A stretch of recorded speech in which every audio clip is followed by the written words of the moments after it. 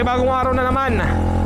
Ang ating pag-usapan yung araw na to ay responsibilidad ba ng mga anak ang mga magulang? So makinig kayo mabuti mga magulang, mga anak. Ang isang malaking sagot ay syempre hindi. Kasi alam mo kung ano ang obligasyon, mga anak lang.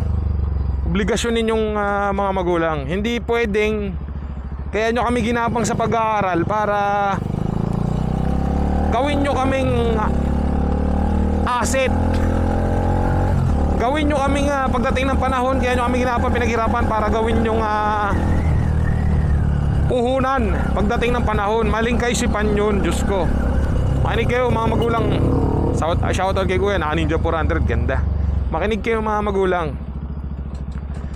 Kaya maraming Pilipinong naghihirap dahil sa kaputang inahang kaisipan na ganyan. Kaya maraming Pilipino naghihirap kasi dahil halimbawa ikaw panganay kang anak, pinag-aral ka na mabuti ng magulang mo, nakapagtapos ka. So ang mangyayari dyan,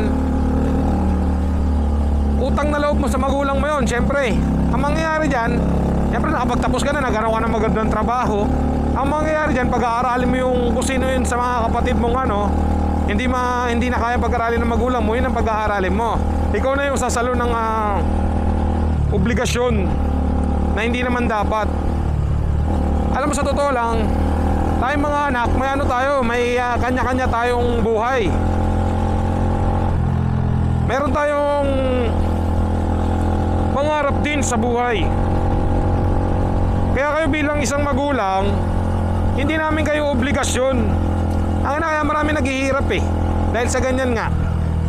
Sipin mo, pagka-graduate ng tao, wala na ibang gagawin, magtatrabaho na lang. Mapro-frustrate, mape-pressure para dun sa magulang niya, susuportahan niya. Alam mo, sa totoo lang, dapat kayo mga magulang, magpayaman kayo ng sarili nyo. Ngayon, tangina, kung di nyo naman pala kayang anuhin yung anak nyo, wag na kayo mag-anak ng marami. Idadamay nyo pa sa kahirap. Kung naghihirap kayo, wag nyo nang idama yung anak nyo sa kahirapan. Dapat di na kayo mag-anak. Kasi magmamana lang dyan, anak, apo, yan. Ang mangyayari ganyan, hila-hila na yung pababa. Hindi responsibilidad ng anak ang isang magulang. Pero syempre, makinig kayo sa mga anak naman na pinalad, nagkaroon ng mabuting trabaho. Kung matino ka naman pag-iisip mo, kung may katinuan ka naman sa pag-iisip, syempre, hindi na kailangan ng magulang ng suporta. Kusang bigay ka ng kusang loob ka ng magbibigay. At hindi pwede yung mga magulang na pupwersahin nyo yung anak ninyo na magbigay. Yung halos kalahati ng sahod nila, utang ina, iaambag, ibibigay sa inyo. Ang kapal naman ng mukha nyo, pukin ang ina mga magulang na ganyang mindset. Wala naman akong inaano pero syempre yung mga ganyang kalimitan, ganyan talaga yung mindset Paano na lang yung pangarap ng tao? Kaya nga maraming tumatandang maraming mga tumatandang dalaga, tumatandang binata kasi dahil just sa ganyang putang inang inuuna yung ibang tao. Hindi man ibang tao, inuuna yung ibang tao, kamag-anak, ganyan kapamilya ba? Kaya hindi na nakakaligtas hindi na nakakatakas sa kahirapan. Ngayon, pagka ganyan nakapagtapos na dapat siya, hayaan na natin siya, may sarili na siyang buhay. Kayo mga magulang, hayaan nyo na lang kung magbigay o hindi. Ngayon kung magbigay man sa inyo yung anak nyo, puta, napakaswerte nyo at nagkaroon kayo ng mabuting anak. Hindi yung putang ina pupwersahin yung magbigay, halos buhay na kayo putang ina pag may anak na kayo nakapagtapos, bukin ang ina, kaya walang nangyayari.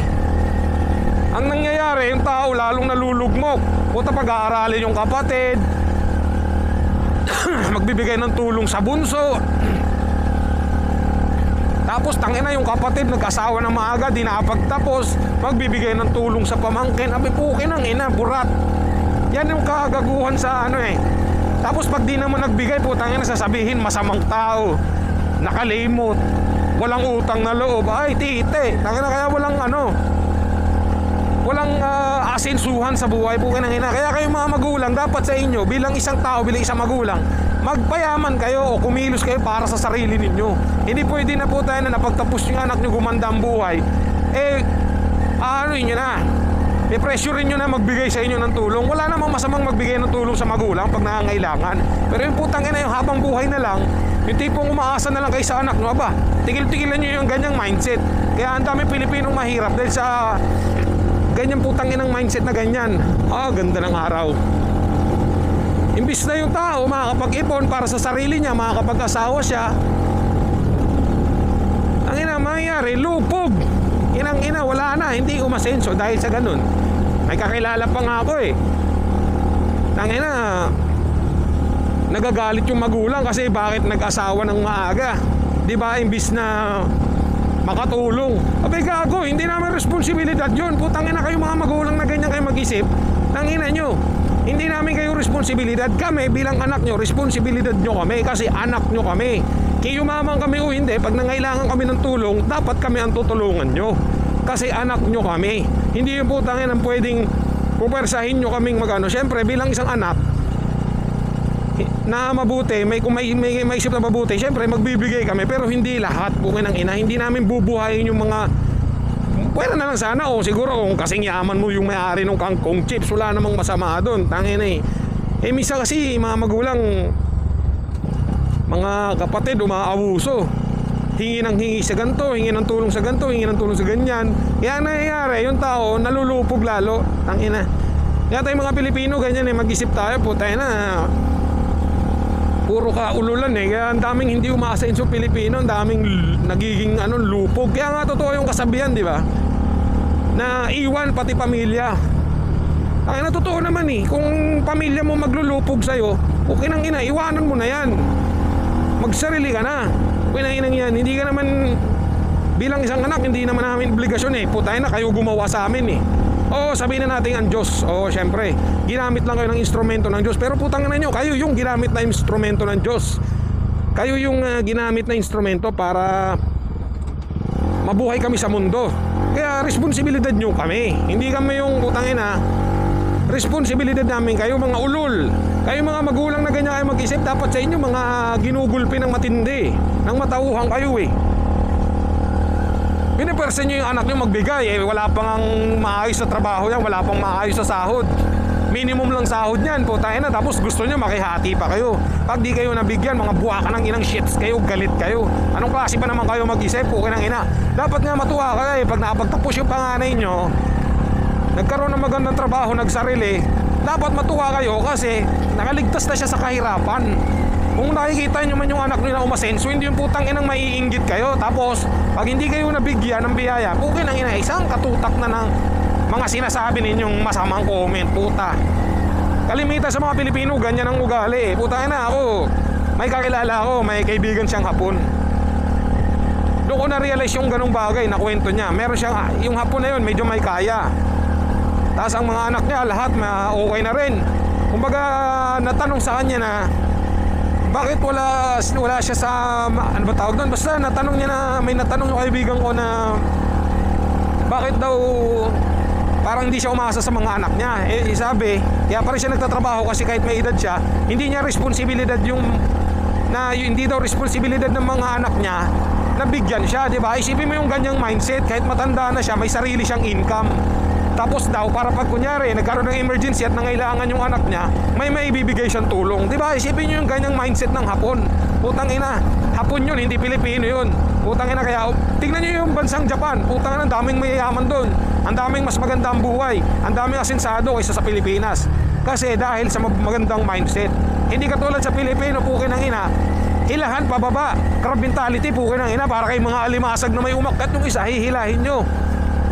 Pupalang puta, nakakabuisit kayo. Pero wala naman akong tinutukoy. Sabi ko lang mga Pilipino, pero hindi ko kilala kung sino man kayo. Ay na. Kaya yung iba ginagawa nilang asset yung mga anak nila eh. Kinang-inang yan, ginagawang pinanser, puking inang hayop niyan. Nagsarili na nga yan eh. Ibig sabihin, labas na sa inyo. Pero syempre naman bilang isang anak, dapat wag rin tayo lumimot sa magulang natin. Magkusang loob din tayo pag nangangailangan sila. Kasi puta, syempre magulang natin yan eh. Hindi rin naman natin mapapantayan yung hirap nila sa pagpapalaki sa atin. Pero syempre pukin ang ina nyo, responsibilidad nyo pa rin yung mga anak ninyo. Wag yung hut-hutan yung mga anak ninyo. Yung mga magulang pa, pukin ang ina, porque tumasenso yung anak eh, puros katarantaduhan na yung mga ginagawa. Nagbibisyo, ganyan-ganyan, putang ina. Hayop. Ang ina, nagpasagasa na lang sana kayo sa pison. Paano aasenso yung anak nyo kung ganyan kayo ng ganyan? Imbis na makakabili na sariling bahay, sariling sasakyan, guminhawa ang buhay niya, hindi niya magagawa yun dahil sa kaputang inahan ninyo. Hingi kayo ng hingi, panay kayo hingi, buwisit.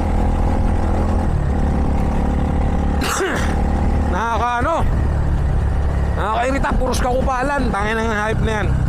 Kaya kayo mga anak na nakapagtapos na, hayaan nyo yung mga magulang nyo po kinangin ng ganyan ng ugali. Hayaan nyo silang magagagagad yan, huwag nyo silang pansinin, tangin na yan. Pag di na pagbigyan sasabihin binago ka na ng pera, kakarmahin ka, ano yun?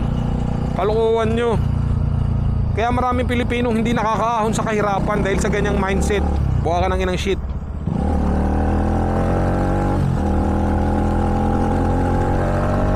Woo! Harap, pagmotor. Woohoo! Sarap pumulit ang streets. Diba, isipin nyo yung ganun? Paano ka, syempre ikaw bilang isang anak, nalulungkot ka, nape-pressure ka. Ang mangyayari sa'yo, syempre bibigyan mo talaga ng bibigyan, papalamunin mo yung putangin na nangangailangan ng tulong sa inyo. Ang mangyayari, hindi ka na makakaipon, lalo ka malulupog. Tangina, dapat kayo mga magulang, magsikap din kayo. Tangina, pag di nyo kayang buhayin yung anak nyo, huwag na kayong magdagdag ng anak. Huwag na kayong magbuntisan ng buntisan, pukinangina. Pag alam nyo sa sarili nyo na mahirap kayo, wala kayong kaya ipalamon, tama na yung nagkamali kayo na nagkaroon kayo ng anak na isa. Huwag na kayong magdagdag pa. Tangina, iputok nyo na lang sa kumot kung di nyo naman pala kayang buhayin. Tapos ang mangyayari niyan, pag yung isa umasenso, sisisihin nyo sa sama loob nyo, kinangina nyo pag di kayo nabigyan. Dapat sa inyo, magtrabaho kayo, magsikap din kayo, hindi yung asa lang kayo sa anak nyo. Diba? Kasi tayo, kanya-kanya tayo din sa mundo eh. Pag natapos yung obligasyon nyo sa amin, pag lumaki kami, tumanda, nagkaroon ng maayos sa trabaho, tapos na. Doon na lang yun, maghintay na lang kayo kung susuklian namin o hindi. Pero syempre, kung matino naman ang pag-iisip ng anak nyo, syempre magbibigay talaga ng tulong yan. Pero hindi lahat. Huwag nyong uubusin yung napundar ng anak nyo. Kasi malulupog, ganun talaga ang mangyari. Kaya maraming tumatandang dalaga at binata dahil sa ganyang mindset, bukan ang ina nyan. Lupog talaga. Tangina, sino nga asenso sa ganyan? Hihingi ng tulong yung kapatid mong panganay, yung bunso, yung nasa gitna, magulang mo, tangina talaga, di ba?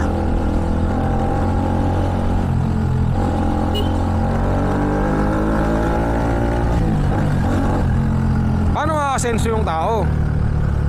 Kaya marami tayong Pilipinong hindi umaangat sa buhay, naghihilahan pa baba, inggitan pa, putang ina, panay inggitan pa. Sisiraan, iiwasan pag nakitang maasenso, kinang ina nyo. Pero syempre, sana itong video na to, wala kayong matutulan. Kasi tangina, gago, kagaguhan lang naman talaga yung pinagsasabi ko eh. Hindi totoo yun, gagi. Hindi totoo yun. Talaga magawa lang ng Illuminati yung ganyan, gago. Yung huwag ka magbigay ng tulong sa magulang mo pag hindi naman kailangan. Hindi, ang gawin nyo, pag nakagraduate kayo, ibuhos nyo lahat. Lahat ng sahod nyo nasa sahurin, bigay nyo sa magulang nyo. Kinang ina, ibigay nyo lahat yan sa magulang nyo. Yung tipong wala nang matitira sa inyo, malulupog kayo, ibigay nyo sa magulang nyo. Lalo na pag yung magulang nyo may bisyo, ibigay mo, putay na yung magulang mo nagdodroga, nagsasyabu, bigyan mo ng gusto niya. Kasi nga, utang na loob natin sa kanila yun eh. Utang na loob natin sa kanila na pinalaki nila tayo, di ba? Kaya lahat ng sa magulang, pag umabuso yung magulang, bigyan nyo pa. Hayaan nyo silang umabuso, yung waldasin yung pera nyo.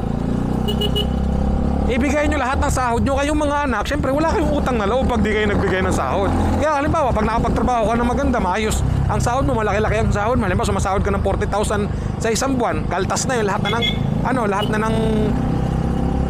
na wala nang tax yun, nakasayin na lahat yun. Ibigay mo lahat, pang ina. Kaya mo wala kang makain, ibigay mo lahat sa magulang mo. Yung tipong matanda ka na, senior citizen ka na, tangin na yung magulang mo, 100 na, ibigay mo lahat ng sahod mo hanggang pagtanda. Kasi ganun yun, gagi.